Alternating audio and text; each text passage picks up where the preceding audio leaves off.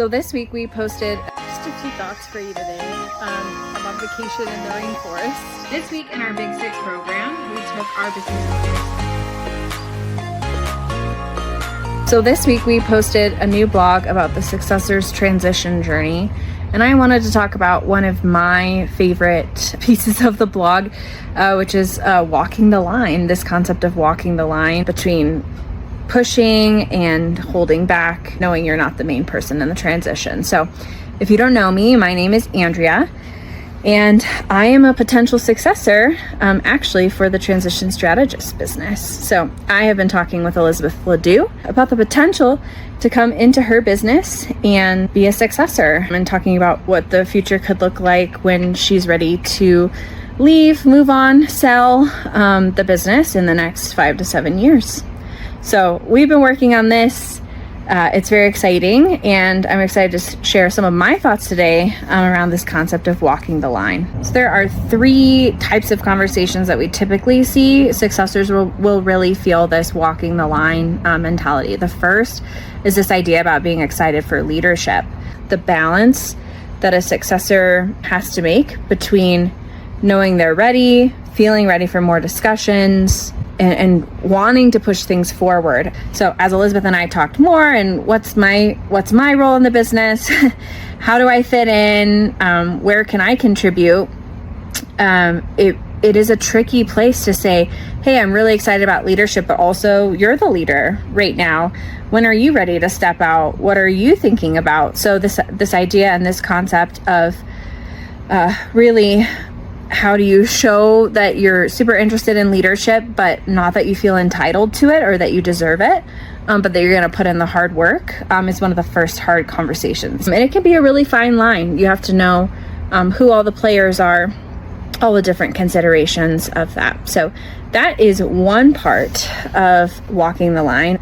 The second is this idea of initiating difficult conversations while keeping the peace. So you as a successor or a leader in the business or someone coming in might see something that could be improved or could be changed, but also maybe someone put a lot of effort into the original iteration, or it's really important to someone, or it involves a sibling or a close family friend or someone who's worked in the business for longer than you have, and you need to have this difficult conversation to move things forward, but also the conversation itself could be full of charged emotions and feelings. This can be really, really tricky for successors who are kind of walking this line. How do we keep the peace, but make sure we're moving things forward with these important conversations? And it's not just conversations on ownership. It could be conversations on timing.